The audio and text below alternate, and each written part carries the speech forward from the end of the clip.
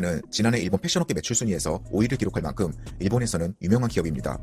그래서 오노드는 한국 시장에 1996년 현지 법인을 세워서 진출했는데 한국에서는 총 26개 매장을 운영하면서 오노드 코리아를 통해 23구 골프 등 골프웨어 사업을 이어왔습니다. 그런데 최근 불면동 영향으로 영업실적이 악화되면서 한국 시장 철수를 결정했다고 전했습니다. 그래서 오노드 측에서는 한일 갈등의 영향으로 최근 실적이 계속 감소하고 있다. 한국 시장 철수는 다양한 요인에 따른 결정이다.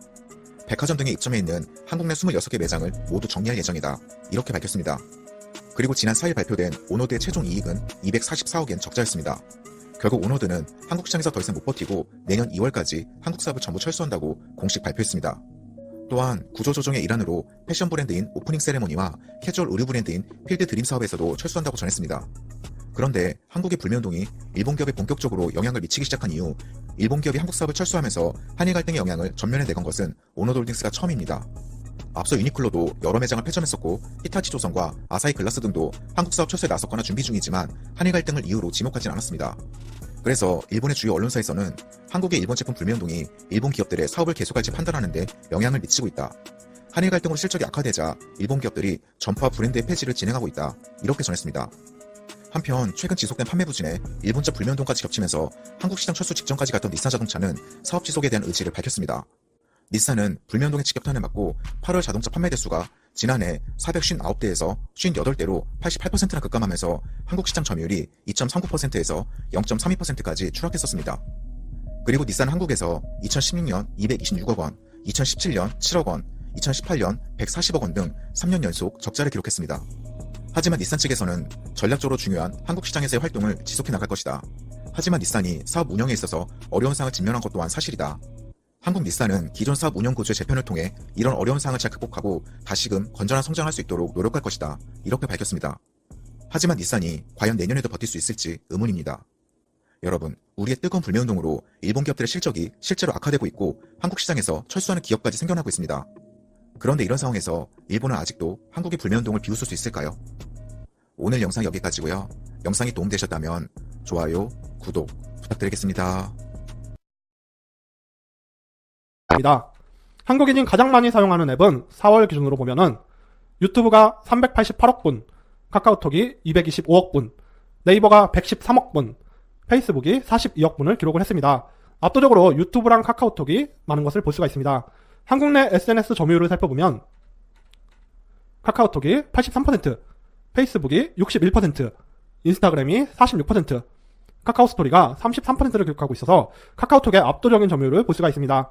카카오톡의 탄생 배경을 한번 살펴보면 NHN 대표이사인 김범수 대표가 2008년 9월 사임을 하고 서울대 후배인 이재범과 공동 창업을 한 것입니다. 2010년 3월 18일 카카오톡을 출시했는데요. 하루 만에 앱스토어 1위 달성, 6개월 뒤 100만 명 돌파, 현재 활성 이용자 수는 5천만 명에 육박합니다. 카카오톡이 한국 시장을 장악할 때 일본 시장을 장악해버린 네이버, NHN, 라인 서비스. 일본 시장의 SNS 점유율을 살펴보면 네이버 라인이 67%, 트위터가 49%, 페이스북이 36%, 인스타그램이 33%를 기록을 하고 있습니다. 일본 시장에서 네이버 라인이 압도적으로 점유를 하고 있는 것을 볼 수가 있습니다. 일본을 장악한 라인, 어떻게 탄생을 했을까요?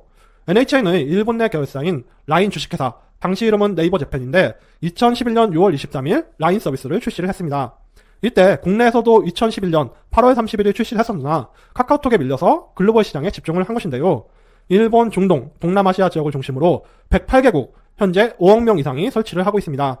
카카오톡의 거의 5배 이상으로 장악을 하고 있는 것입니다. 네이버의 라인 지분 가치는 어떻게 될까요? 라인 시가총액이 1조 1075억 원인데 네이버 지분율은 73.3%입니다. 할인율 30% 적용 시 5,683억의 가치를 가지고 있는 것입니다. 라인, 압도적 일본 점유율로 금융결제 시장까지 공략을 하고 있는데요. 국가별 카드, 모바일 결제 등 비현금 결제 비중을 보면 한국이 89.1% 현금이 없어도 결제를 할 수가 있고요. 그리고 중국이 60%, 미국이 45%, 일본은 18.4%를 기록을 하고 있습니다. 일본 대다수가 현금을 이용하면서 한마디로 일본은 IT금융 후진국으로 나타나고 있습니다. 일본, 비현금 인프라 부족, 느린 IT 인프라 개발 속도, 현재 ATM의 접근 용이, 낮은 절도율, 빚지기 싫어하는 성향에 기인해서 이렇게 현금만 사용하는 사회로 변한 것입니다. 비현금 거래에 뒤처진 일본, 라인페이로 기회를 모색하고 있는데요. 라인페이 2018년 기준 일본 내 가맹점이 113만 개를 보유를 하고 있습니다. 택시 결제를 할 때도 이렇게 라인페이가 보이고요. 일본 택시 결제 때도 쉽게 볼 수 있는 라인페이. 라인페이 글로벌 순수 이용자 수는 어떻게 될까요? 2019년 1분기 400만 명대인데 2분기에는 800만 명대로 급증한 것을 볼 수가 있습니다. 이제는 알게 되었습니다. 일본이 IT 기술뿐만 아니라 IT 금융도 한참 뒤처져 있다는 것을. 네이버 라인을 일본 시장 장악을 응원합니다. 좋아요와 엄지척, 구독, 댓글 많이 눌러주세요. 감사합니다. 전혀 위기라고 느끼지 못하고 있다는 게 지금의 현실입니다. 끝날 때까지 끝난 게 아닙니다. 네, 안녕하세요. 비즌투베 비즌입니다. 일본 제품 불매운동이 시작된 지 이제 100일이 지났습니다. 한국과 일본 간 경제전쟁으로 한국 소비자들의 일본 불매운동이 확산되며 피해가 커지자 한국에 진출한 일본 기업들의 철수 행렬이 가속화되고 있습니다. 더 이상은 못 버티겠다고 인정하고 한국 철수를 선언한 일본 대기업이 최초로 나왔습니다. 일본 5위 패션 업체인 온워드 홀딩스가 악화된 한일 관계를 이유로 한국 사업 철수를 발표하였습니다. 온워드 홀딩스는 7일 도쿄에서 열린 중간 실적 발표와 함께 한국 사업을 진행해온 온워드 코리아를 접는다고 밝혔습니다. 온워드의 야스모토 사장은 이날 발표장에서 한일 갈등의 영향으로 실적이 나쁜 상황이 이어지고 있다며 내년 2월까지 한국 사업을 철수하겠다라고 말하였습니다. 10월부터는 70% 할인 행사를 벌이며 막바지 재고 소진에 나서고 있습니다. 매장을 관리해오던 직원은 일본에서 몇백억 투자를 했는데 그만큼 수익이 안 나니까 철수를 하는 거다라고 인터뷰를 하였습니다. 또 다른 일본 대기업들도 한국 철수가 예정되어 있습니다. 일본 미쓰비시 그룹 계열사인 아사히 PD 글라스가 내년 1월까지 한국에서 전격 철수하기로 했습니다. 아사히 글라스의 철수는 한국 진출 13년 만입니다. 이어 일본 언론은 히타치 조선이 한국에서 철수한다고 보도하기도 했습니다. 이 회사는 강제징용 배상 소송이 진행 중에 갑작스럽게 서울지점을 폐쇄하였는데요. 히타치 조선이 대법원 배상 판결이 확정된 경우를 대비해 미리 서울지점을 폐쇄한 게 아니냐는 의혹이 뒤따르고 있습니다. 자국 기업들의 피해가 속출해도 아베 총리는 여전히 헛소리만 하고 있습니다. 8일 열린 참의원 본회의에서 국가 간 약속을 어기는 행위를 계속하는 한국과의 관계를 어떻게 가져갈지를 묻는 질의에 대한 답변에서 아베 총리는 한국은 중요한 이웃 국가라면서도 강제징용 문제와 관련해선 한국이 국제법 위반을 시정해야 한다고 주장했습니다. 그러면서 한국 정부가 먼저 정향적으로 나서지 않는 한 한국과의 관계를 개선할 뜻이 없다는 입장을 지속적으로 피력하였습니다. 우리가 느끼는 생각과 행동이 정작 아베 총리는 전혀 위기라고 느끼지 못하고 있다는 게 지금의 현실입니다. 끝날 때까지 끝난 게 아닙니다. 일제시대 때 독립운동하는 거에 비해선 일본 불매는 너무나 쉬운 일입니다. 불매운동과 탈일본화는 계속 이어져야 합니다. 제발 잊지 말아주세요. 오늘도 시청해주셔서 감사합니다.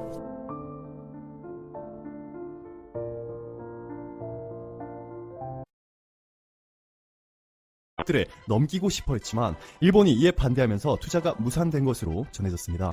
재팬 디스플레이의 구세주 애플이 긴급으로 1,200억 원을 추가로 투입하여 총 2,400억 원을 수혈해주는 방안을 고민 중인 것으로 알려졌지만 만약 해준다 하더라도 여전히 6천억 원 이상의 추가 자금이 필요한 상황입니다. 일본과 해외 언론사들은 현재 도산 위기에 놓인 재팬 디스플레이를 어떻게 평가하고 있는지 보여드리겠습니다.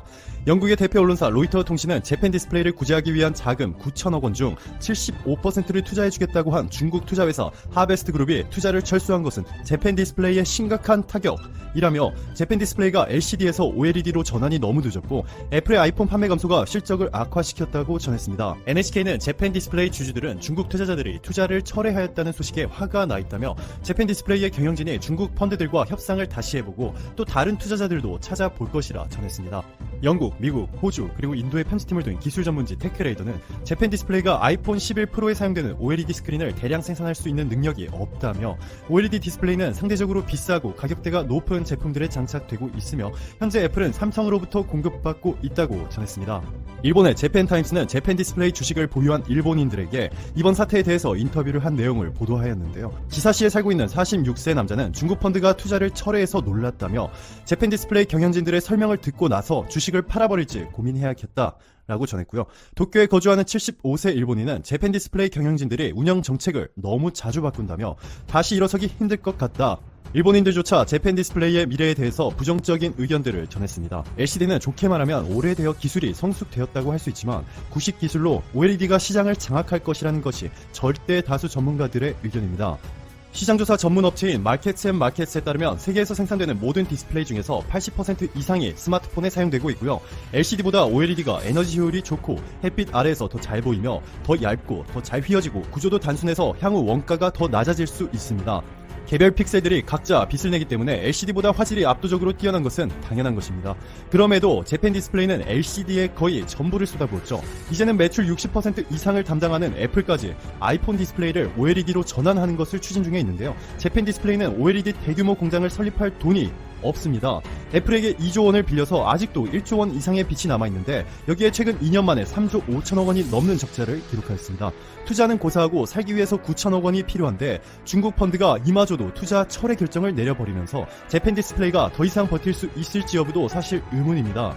어제도 재팬 디스플레이 주식 가격이 하루 만에 10% 넘게 폭락하였는데요. 최근 5년 6개월 동안 무려 92.5%가 폭락하였습니다. 2014년 7조 5천억 원이었던 재팬 디스플레이의 기업 가치는 최근 5,600억 원으로 쪼그라든 것이죠. 좀 더 쉽게 설명드리자면 한국에서 기업은행, 넷마블, KT 정도의 기업이 5년 반 만에 보령제약, 세방전지, CS윈드 정도의 사이즈로 축소된 것입니다. 재팬 디스플레이의 스키자키 요시유키 CEO는 9월 30일자로 책임을 지고 회사를 떠나기로 하였고 일본 내에서만 1200명 정도의 재팬 디스플레이 직원들이 해고됩니다. 뿐만 아니라 임원과 관리직들의 급여와 상여금이 감액되죠. 대표는 60%, 일반 사원의 상여금은 15% 차감되는 등 얼마나 어려운 상황인지 감이 오셨을 것이라 생각이 됩니다. 이 회사를 살리려면 애플이 2,400억 원 정도가 아니라 최소 7천억 원 정도를 투자해주거나 일본 정부가 밑빠진 독에 물 붓기식으로 계속 자금을 수혈해줘야 할 것 같습니다. 오늘의 내용 한 문장으로 정리해드릴게요. 삼성과 LG의 기술력에 밀려 완전히 낙오된 재팬 디스플레이가 애플을 만나 수명을 연장하였지만 중국의 말바꾸기 기술에 큰 쇼크를 받았고 중국의 물리학 공세와 한국과의 압도적인 기술 격차로 재팬 디스플레이의 미래는 매우 어둡다. 대한민국은 이번 사례를 통해서 중국의 말바꾸기 신공에 항상 주의하여야 한다는 점을 다시 한번 되새겨야겠습니다.